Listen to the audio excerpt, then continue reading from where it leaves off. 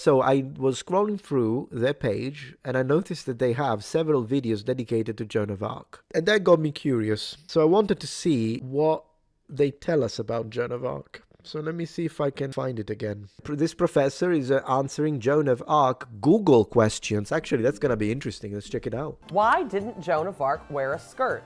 Because she promised God, homie. But like, I mean, am I gonna go to China right now and be like, how did Joan of Arc change your life? Which Joan of Arc movie is best? Good question. It's Bill and Ted's Excellent Adventure. Oh my God. Joan of Arc.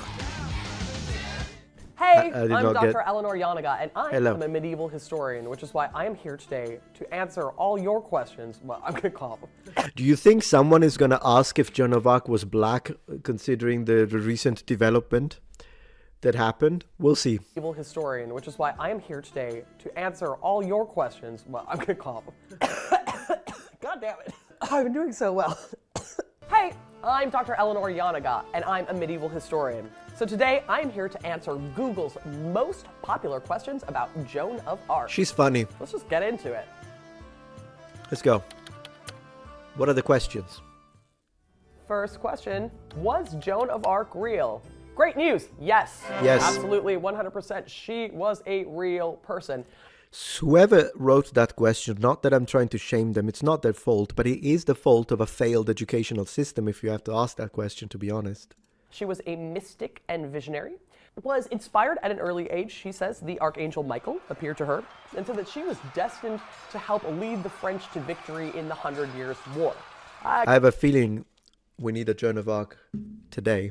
Gets all involved with that, and eventually is killed by the English and burnt as a heretic. So yeah, an actual real person, and now she is a saint, so that's great for her. We love you, Joan. So also her untimely death and the real injustice of it has also made her super famous. Next question. When was Joan of Arc born? Joan of Arc was born around, we think, 1412. And like, why am I being hesitant here? Well, the thing is that for medieval people, and especially common medieval people, Of course, we don't always have a great handle on their birthdays. Okay, I want to say props for the editor, because they chose, instead of AI nonsense that is going to represent the Middle Ages with the usual dark, gloomy, muddy nonsense, they're using paintings and representations that kind of bring forth the colorful nature of the Middle Ages. Everything would have been so, of course, stuff would have been dirty, but I mean, if you go to any rural area, there is animal dung, there is clearly, that's normal. And in some busy cities, yeah, you would have some stinks, of course, but the colors would have been like reds and blues and greens and yellows. It would have been commonplace. And people would have been dancing, they would have been enjoying life, they would have been enjoying the small things about life, they would have been making food. Clearly, if we were to look at a situation where they're being plundered by a foreign enemy, that's a different scenario. But I'm saying in general, it's nice to see good, bright colors. Even if you're super, super famous, we don't always know exactly when you were born, because it's not like there was any kind of like local records office that was handing out birth certificates at the time. People generally kind of knew their age and could report it, which is what we are basing this off of. But we got a really much better handle on when people die, generally. So as a result, we're not going to know exactly her birthday. I can't just like roll it off the tip of my tongue for you. But that's okay. You know, the way we relate to birthdays changes all the time. Next question. Okay, before she goes into the next question, one thing that is interesting, if you have ever done any form of genealogy, I can't even pronounce it, so study of your family history. If you have ever done any form of family history, you'll notice that particularly in Europe, family history up to a certain date, you'll have to look and go physically, oftentimes, unless they have uploaded online, you'll have to go to city halls or like archives that are more into the political aspect of it. But if you start going back to Renaissance and the Middle Ages, you will find records at church. So it is the ecclesiastic authorities that actually kept the records, not for peasant people. But I'm saying, if you ever so happen to be the descendant of some kind of smith that was working in the Milanese guilds of armor production, then the information about him, census, is going to be found in churches, basically. Why was Joan of Arc born? when a man and a woman love each other very, very much. I mean, like, I don't know what to tell you here, homeboy. Like, it really depends on who you ask. That's a really interesting one, and it speaks more to whoever is asking this idea about determinism. Is there a free will? I don't know. Go ask Thomas Aquinas about it. It's not that sharp. Thomas, yeah. Next question. That was awesome. Why was she born? Oh, why was she born? If you're enjoying this video so far, please take a moment to check out my Patreon page. With as little as a $5 support, you can help us ensure that we can continue to produce high quality and high researched content. And at the same time, you get access to polls, extra videos, unlisted streams, and much more. Thank you so much. Where was Joan of Arc from? She's from France, and more specifically, she was born in Tell the people who are swapping her. a little town called Domremy, which is kind of like up in the northern bit of France. And this makes a whole lot of sense because it explains why she would hate the English a lot. Because the English were constantly rolling through town during the 100 Years' War and kind of like stealing your pig and burning your crops and generally running amok around the place. Seriously, English, what's wrong with you? Like, why would I get it that you want to, like, you know, conquer the entire nation, burn down the house, but stealing a pig? Come on now. So, you know, if she was like living somewhere that was a little more off the beaten track for English people, she might have cared a little bit less. But since she's from this kind of like northern bit where the English are really hostile, it makes sense how she's kind of come down this way. Yeah. What was Joan of Arc's real name? It was Joan. I'm not trying to fool you. That's just Joan. Hey, Maybe they want to know how it's pronounced in French, though. Joan. You might say Jean There you en go. français, but I don't speak French, so I don't know. Yeah. What was Joan of Arc's childhood like? Do you know how we say it in Italian, by the way? In Italian, we say Giovanna d'Arco. So it's the feminine of Giovanni, which is a name that you all know and you all mispronounce. Don't lie to me, because you all say Giovanni. The I is not pronounced. It's Giovanni. Giovanni. So she's Giovanna d'Arco in Italian. Interesting question. So, I mean, if you're alluding to childhood trauma, congratulations, there is some. Like, she does certainly have beef with the English because the English are constantly messing with people in France at the time. You know, they're trying to press their claim to the French throne. They come through town, raid everything, loot everything, and this is something that Joan would have grown up around. But other than that, she lives a kind of like standard rural childhood. You know, she works on the farm, she's involved in village life. The only difference is, of course, that she is a mystic and visionary, and she, unlike other children, was hanging out talking to your boy, the Archangel Michael, which isn't common in the medieval period. So, you know, she is a little bit more spiritual than your average girl, but she would have had the same kind of difficult rural childhood that a lot of French people at the time would have experienced. What did Joan of Arc look like? We don't really know. That's a difficult one. You know, people in the Middle Ages weren't necessarily like sitting there and like doing sketches of other people. We know that she was young and slight. A lot is made of that. You know, she's kind of like a girly girl, but she's like dressed up in men's clothes a lot. We know what she wore, which was... You know how she says men's clothes? Notice this. Whenever you see either posthumous or period representations of Joan of Arc wearing or donning armor, it looks identical to the armor of a man. The only difference would have been that it would have been smaller. So obviously she would have had a tighter waist, so they would have made it tighter, and the plates would have been smaller, everything would have been... But this is not unusual, because sometimes we even have children's armor. The armor of a woman looked identical to the armor of a man. Now, given almost no women whatsoever in the Middle Ages ever did what she did, which is probably also why this is not really, doesn't really tell us much, because she's really one of a kind.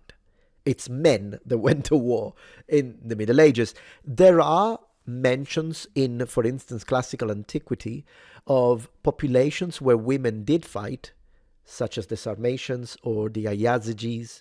And then there are mentions of Celtic populations that did that, but I think they're mythology. We looked into them, we don't believe them. And I say we, I mean my team. But there are populations, there are situations like that the Romans tell us that when they were fighting against these Germanic tribes, the women fought back. It's not because those women in that Germanic tribe were combatants, it's because it was out of desperation. And they lost, obviously. They did say they fought fiercely. The Romans do say that they tried to grab the shields and try to really defend themselves once the men were taken out of the action, but yeah, the Romans still won. Anyways, that was just to say, it is very rare in history, but it is significant that they didn't have, and that's the point, to shape the breastplate to look like breasts, because you don't need to.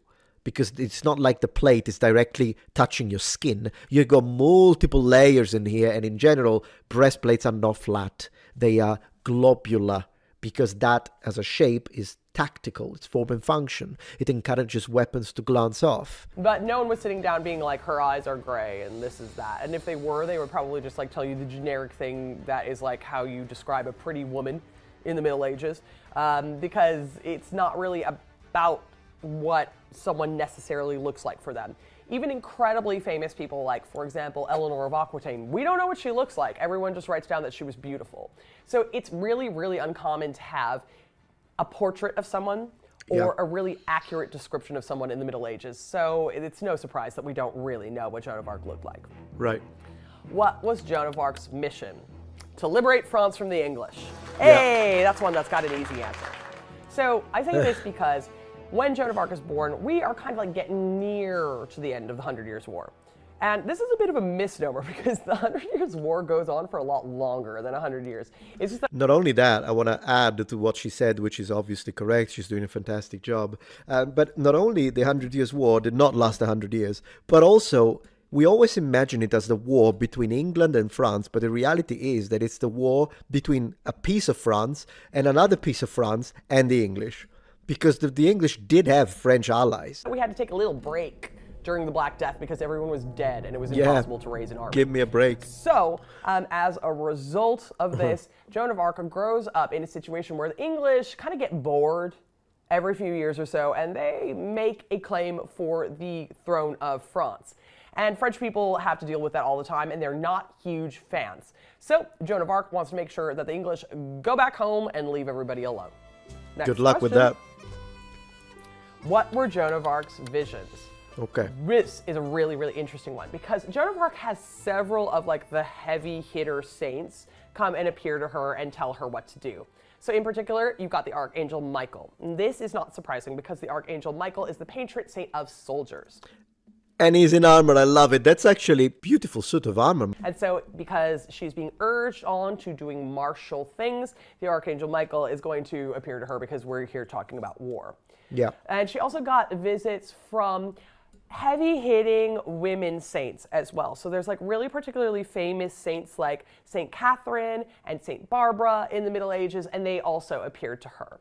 And that's not a surprise either because, you know, she's a girl, she's a woman, she considers herself to be in this particular saintly thread, right? So she's going to be having visions of women because that's the people that you would like expect to be advising another woman. So she is having visions that she's speaking with these people and they tell her various things. Sometimes to go to the Dauphin, who is the prince, and try to get yourself known to him so that you can help liberate France. But then later, when she's put on trial, they also advise her about how to answer the inquisitors who are torturing her. In terms of the visions themselves, though, this is quite interesting because it's not every day that you get somebody who is having visions. Now it kind of seems to us like it's super common, but it's just because when someone has visions, everyone is like, oh, word, and then they start writing down about it. I'm sorry, what is she talking about? So far, fantastic presentation. How is it common, though, to be like, hey, I just saw Archangel Michael? I don't know. When was the last time you heard someone told you had a vision? The last one I can think of is like, what, Joseph Smith? Maybe her neighbor told her, hey, I just saw Gabriel, Archangel Gabriel. And she's like, Gabriel, I thought it was Michael. He's like, no, that was last week. Immediately because it's really, really interesting to them. So it seems like there's a lot more visionaries around the shop than there actually are. You know, they're like one in thousands of people.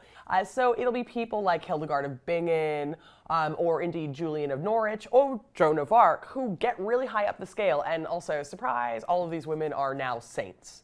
So, you know, this is the kind of thing that's common among saints, but not usual among normal people. Okay. Next question. Was Joan of Arc Catholic? You betcha. Kind of the only game in town at the time. We hadn't invented Protestants quite yet. I mean, well, we had in the Czech Republic. But yes, Joan of Arc, absolutely. Wait a second. Who is this, by the way? Maybe, is it Piero della Francesca? I don't really know. Negroli. Which painter is this, man? This is incredible. What have we got? We got a incredibly looking salad of the German type, but single tail rather than segmented. We've got this guy is wearing what appears to be a closed helm, which is basically in period a form of armet.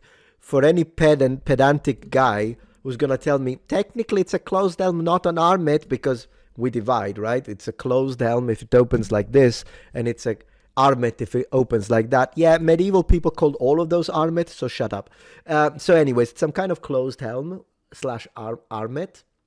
Man, this guy is even wearing the wrapper. Relax, man. You can take the extra plate off when you are inside the church. It's not like someone is going to charge at you with a lance. I get it. You want to maintain the drip. I totally understand. I mean, if it were up to me, I would be wearing plate armor when I go to the friggin' supermarket. But I don't think you need the extra protection of the wrapper, so chill. What if we go? We got tassets.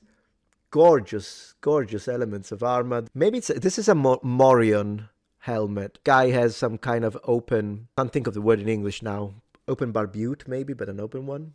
Love to see. Did you notice that the another interesting fun fact, because this guy, whoever he is, really knows armor. Look how, from a modern perspective, the arm harness actually cuts short. Same with the ones that I have, the replica.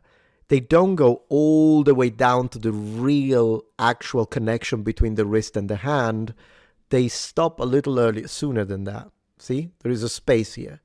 The reason for that is that when you wear the gauntlets that you see here, then it's the job of the gauntlets to protect this area. If these arm harness, 15th century type clearly, if this reached all the way up to your long sleeves, then they would interact incorrectly with the gauntlets and they would clank against each other. Protestants quite yet. I mean, well, we had in the Czech Republic. But yes, Joan of Arc absolutely was a Catholic. I don't know what that means. Did Joan of Arc lead the French army?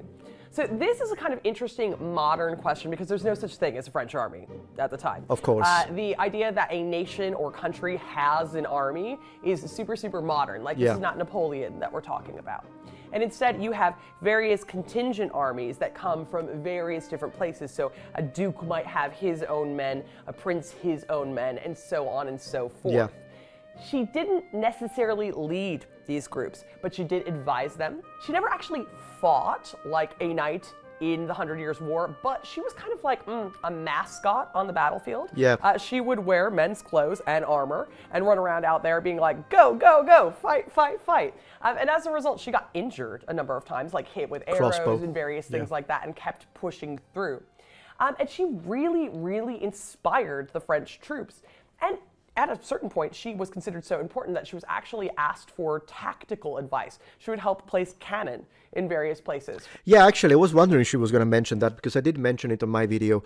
Clearly, she was extremely resolute and very brave. This idea that because sometimes she's looked at as, there are some groups that say she's a representation of an independent, strong woman. Right, if she had joined the charge, she would have died. 100%, and they knew it. I mean, the armor can only do so much. If you put her in the middle of that, I mean, she's a teenager, come on.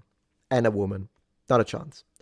But I can see that. I can see her value when it comes to the so-called mascot. Because when we say that, it sounds, I don't mean it for the professor, but I mean, it's a little diminutive of the impact that it could have had to the morale of the troops. Think about it from a medieval perspective. You are all Christians in that, they're all Catholics in that army, whatever it is. You're going to battle. That's a very nerve-wracking situation to find yourself in, whether you be a professional, you can deal with it better, or whether it be militia or whatever the heck. You're risking your life. There are a lot of mentions in both the ancient Greek and Roman world, particularly in the Greek world, where they tell us that, for instance, hoplites, professional troops, generally, at least the ones in Sparta, not so much in Athens, but still, certain level of training was required. People, even the veterans, before battle, we are told that they would fidget with their hands, with stuff. They would bite their lips, and they would rub the back of their heels. And this is interesting because these are all self-soothing behaviors that can be psychologically analyzed to tell us, man, look at the reality of these people. Because when we imagine them, soldiers getting ready to fight, we think of it as an epic thing. So we imagine, well, these are hoplites. These are Roman soldiers. So they go into there, they scream, they smack you, and they're freaking barbarians. But the reality is that these are humans just like you and me, and a lot of these were very young. So imagine that you're a 20-year-old, and yes, you're wearing your armor, you're wearing your helmet, you're bracing your shield, you know what you're doing, you're strong. But still, we are told it must have been a nerve-wracking, even more so than modern warfare, because it's hand-to-hand combat. With that being said, not only I find that fascinating, but now imagine in the medieval context, and imagine Joan of Arc, and you're told as a soldier, as a man at arms, as a billman, as an archer, a crossbowman, a knight, you are told, we have the lady. She spoke with the saints. She saw Virgin Mary. She saw Archangel Michael. God is with us. And then imagine when she's in there and probably would have given them that kind of, I can imagine that. Like you see her arrive and she says, onward, Christian soldiers. Goodness gracious. I would, go charge, fight. So I can see how that must have had a monumental impact on the psychology and morale of the troops. For example. So she had kind of a good military mind as well, even if she wasn't actually wielding a sword as a knight. Agreed. Did Joan of Arc defeat the English? No. She was someone who really inspired the French to kind of rally against them. She was at very many battles where the English were defeated, but the English don't simply bow at Joan of Arc's feet and then go home. And they're still actually around in France for quite some time.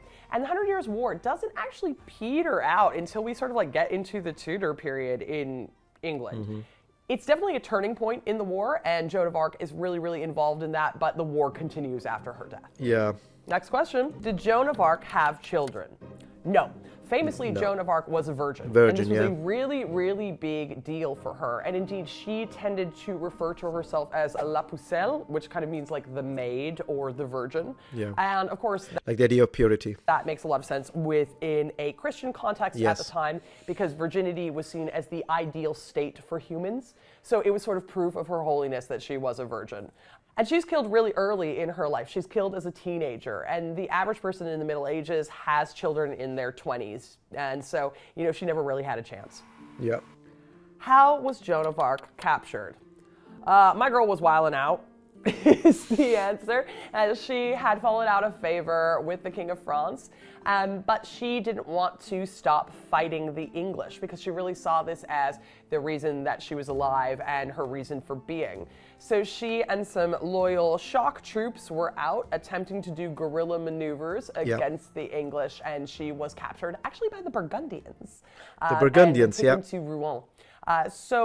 She kind of unfortunately was slipping a little bit in her military tactics, and that's how she got taken. The Burgundians had drip, though. Have you ever seen the way they're dressed? The armor of the Burgundians is some of the poshest looking ever. Who killed Joan of Arc? The English/Burgundians. With the consensus of the papacy. Is the answer. So she gets captured and she gets taken to Rouen, which is an English stronghold and a Burgundian stronghold. And they get members of the church who are specifically loyal to the English cause to put her on trial and call her a heretic. So they spend rather a long time trying to trick her into saying something that would be heretical. They accuse her of doing things like worshiping trees and speaking to demons. So there's kind of some vague witchcraft accusations in there. But one of the things they really get her for in the end was actually dressing like a man, because they were trying to force her to put women's clothes back on. But she had sworn to God that she was, until the English were run out of France, going to dress like a knight. And at first she fears for her life, so she agrees to do it. But then she calls everyone back and says, no, never mind. Actually, I only did that because I was a coward. I refuse to do this. This is what I've sworn to God I will do. I'm going to continue dressing as a man. And so this was kind of seen as a refusal to recant. And so she was declared a heretic and turned... They would have found another reason. So this happened. Maybe we can sympathize and think, man, I wish she didn't do that. They would have found another reason. It was just an excuse. Over to the secular authorities to burn at the stake. Yeah. Sometimes people will say that the church killed Joan of Arc, and that's a super oversimplification and just not Yeah, what of course. happened at all. In fact, when the church The church didn't really stop it, though.